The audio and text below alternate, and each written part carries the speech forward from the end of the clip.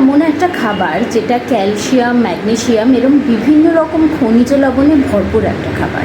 তিলের কিন্তু পুষ্টি উপাদান প্রচুর। আমাদের রান্নাঘরে এখন অনেকটা তিলের ব্যবহার কম হয়, কিন্তু আগেকার দিনে তিলের ব্যবহার প্রচণ্ড হতো, খুব বেশি বিভিন্ন রকমের রান্নায় ব্যবহার করা হতো।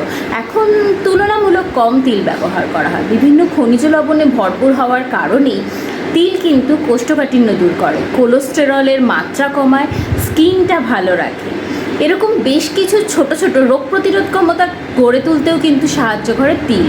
তাই তিল বাটা হোক, তিলের নাড়ু হোক, বা তরকারিতে ওপর থেকে তিল ছড়িয়ে খেতে পারেন।